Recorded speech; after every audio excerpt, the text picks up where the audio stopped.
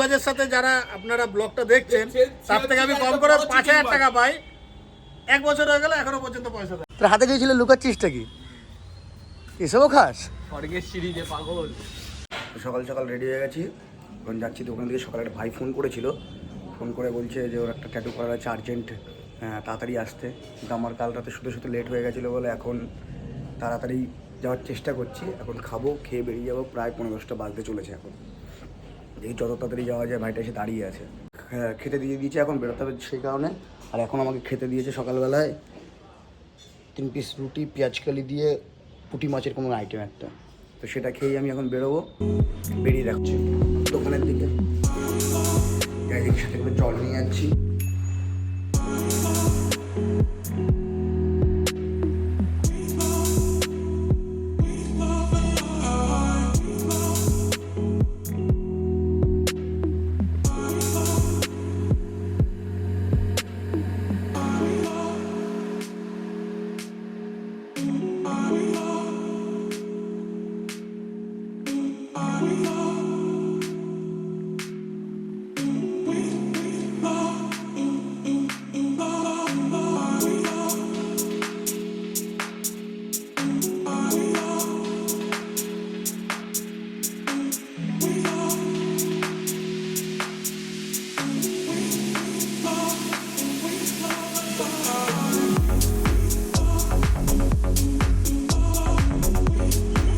পৌঁছে গেছি এই মুহূর্তে, দোকানের সামনে চলে এসেছি। এখন ভাইটা দেখলাম এসে নেই। ভাইটাকে আবার ফোন করলাম, ভাইটা বলছে এখন আস্তে আস্তে মোটামুটি 10:30 বেজে যাবে। 10:30 মানে 11টা ধরতে হবে, তাও বলা যাচ্ছে না। এখন রানিং ছিল, তাকে আমি চিনিও না। এখন দেখি দোকানটা খোলা যাক, খোলার পরে ধূপধুনো দিয়ে দেখা যাক কী হয়, সেটা তখন বোঝা যাবে। যতক্ষণ না আসে ততক্ষণ আমি তো ভালো খুব একটা কাজের প্রেশার ছিল না, তখন দেখা যাক কী হয়। চলো তোমরা দেখতে থাকো, আমি ততক্ষণ এটাকে ক্লিয়ার করে নিই, জায়গাটা পরিষ্কার করে গুছিয়ে নিই।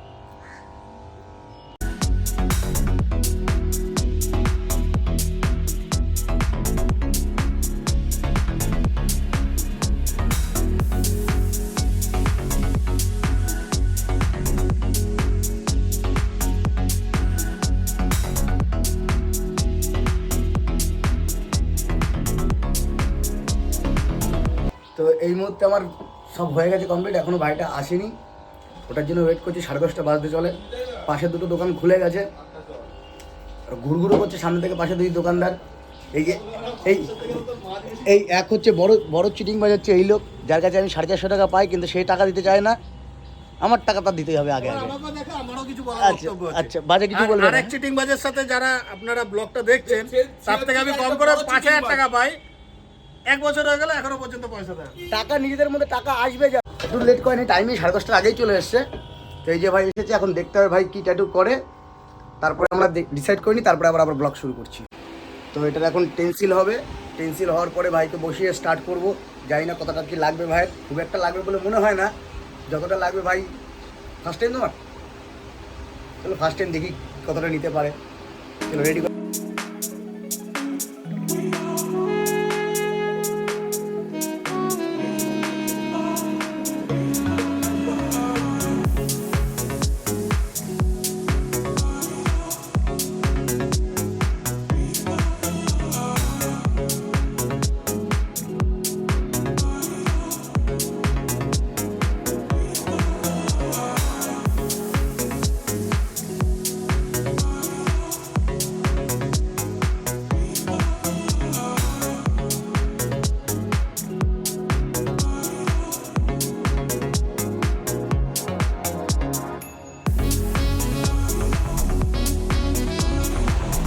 তো এই মুহূর্তে ভাই ট্যাটু কমপ্লিট।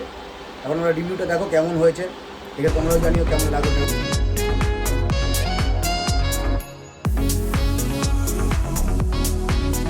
এখন ভাইকে একবার জিজ্ঞেস করে দেখি ভাইয়ের কেমন লাগলো ট্যাটুটা করে।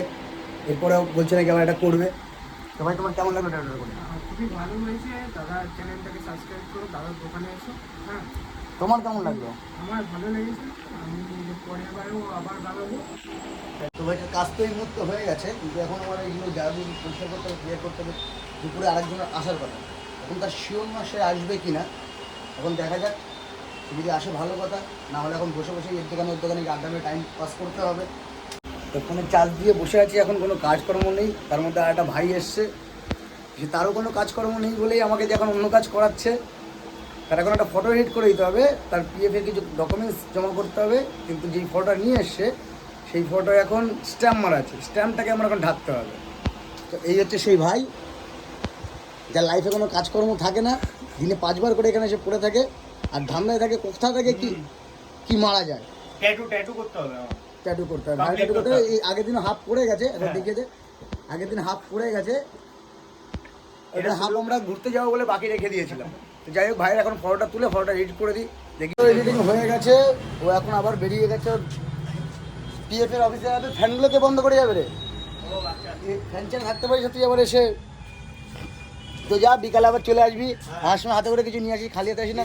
চ খাওয়া ভাই তুই লুকাচ্ছিসটা কি?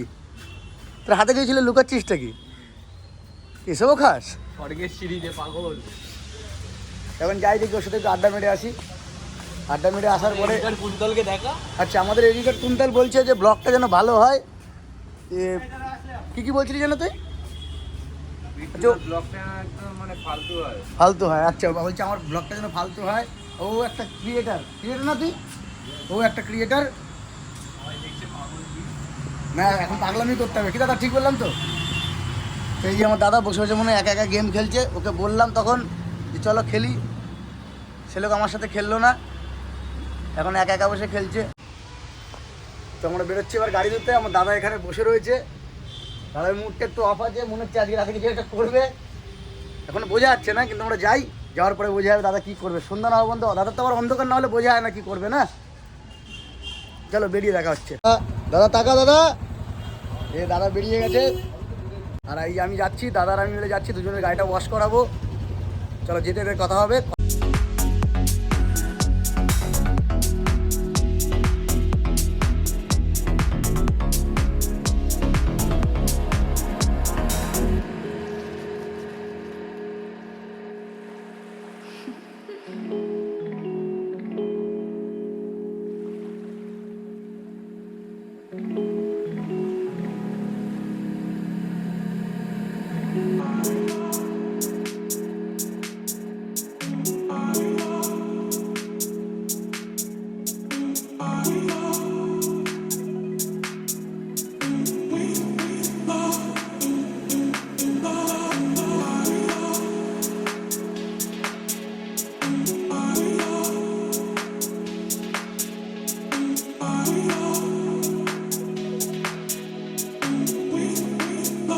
চলে এসেছি, আসার সঙ্গে সঙ্গে গাড়িটা ধরে নিয়েছে, খালিই ছিল। দাদার গাড়িটা, আপনার গাড়িটা আগে ধরেছে, দাদার গাড়িটা মনে হচ্ছে পরে ধরবে।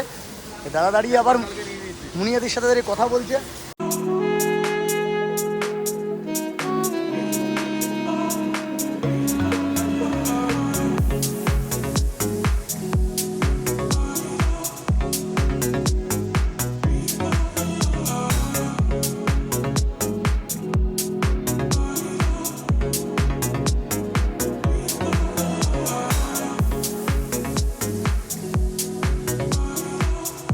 দাদা এখানে আবার কিছু করছিলে তুমি, একটা যেন দেখলাম কিছু করতে থেমে গেলে মনে হচ্ছে। কি ছিল দেখলাম যে হাতে, কেন বলো? দাদা মনে হচ্ছে আবার কিছু নোংরামো করছিল এখানে দাঁড়িয়ে, হঠাৎ করে করতে আমাকে আবার বললে যে এখন পালিয়ে বেড়াচ্ছে। গাড়ি ধোয়া পুরোটা কমপ্লিট হয়ে গেছে, দাদা আগে বেরিয়ে গেছে, চলে যাচ্ছে দাদা। এবার আমার বেরোনোর জন্য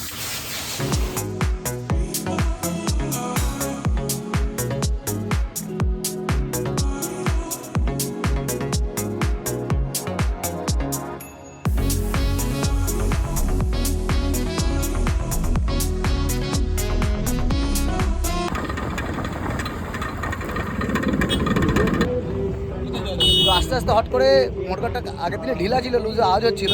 আজ হট করে আস্তে আস্তে রাস্তার মাঝখানে মটকার দুটো খুলে বেরিয়ে গেছে, নাট দুটো। এত পরিমাণে আওয়াজ হচ্ছিলো যে সামনে দাদা দোকান পেয়ে গেছে, ওখানে দাঁড়িয়ে গেছি আমি। দাদা চলে গেছিলো, দাদাকে আবার নিয়ে এলাম, আসার পরে মটকারগুলো লাগাচ্ছি, দেখি কতদূর কী হয়। এখান থেকে আবার বেরিয়ে তারপর দাদা বাড়ি যাবে, আমি আমার বাড়ি।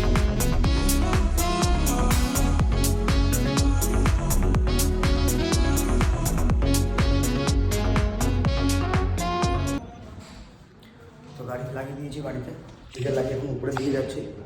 দেখি মা কি করেছে। ফোনকে খাওয়া দাওয়া করে একটু হালকা ঘুম দেবো। আর আজকে দুপুরে যারা আসার কথা ছিল যে ম্যাডামটা, উনি মনে হচ্ছে আজকে ফোন করেনি, ফোন রিসিভ করেনি, মানে একটু শিওর ধরে নিতে হবে যে তিনি আসবেন না। এখন বোঝা যাচ্ছে না, যাই হোক আসলে আসবে, না আসলে না আসবে। আসলে ফোন তো অবশ্যই করবে, তখন দেখি কী হয়। যাই ঘরে যাই, ফ্রেশ হয়ে খাওয়া দাওয়া করে দেন বিকালে দেখা হচ্ছে। তো এখন বাজে 5:20, সন্ধ্যা হয়ে গেছে। একটা সুন্দর ঘুম দিয়ে আবার বেরিয়ে পড়বো এখন দোকানের দিকে। বাইরে দেখতেই পাচ্ছ কতটা অন্ধকার হয়ে গেছে, এই দেখো বাইরে কতটা অন্ধকার হয়ে গেছে। এখন যাবো দোকানের দিকে। একজন ফোন করলো, সে আসছে বললো 5:30 থেকে 6টার মধ্যে। তখন যাই তাড়াতাড়ি দোকানে গিয়ে দোকানটা খুলে আবার তোমার সাথে দেখা হচ্ছে দোকানে গিয়ে। তো আমি একটু বাইরে গেছিলাম, হঠাৎ করে শুনি দোকানে চলে এসছে সে। এখন যাচ্ছি দেখি কি করে। এসে দোকানে বসে রয়েছে, এখন গিয়ে দেখা যাক কি ট্যাটু করে। এখন যে কাজটা এসছে সুমনকুন্দের বসে, তার হাতে অলরেডি একটা ট্যাটু করা আছে, সেটাকে কভার আপ করতে হবে। এই দেখুন ট্যাটুর অবস্থা, এটাকে এখন কভার আপ হবে। দেখা যাক কভার আপ করার পরে কেমন লাগে।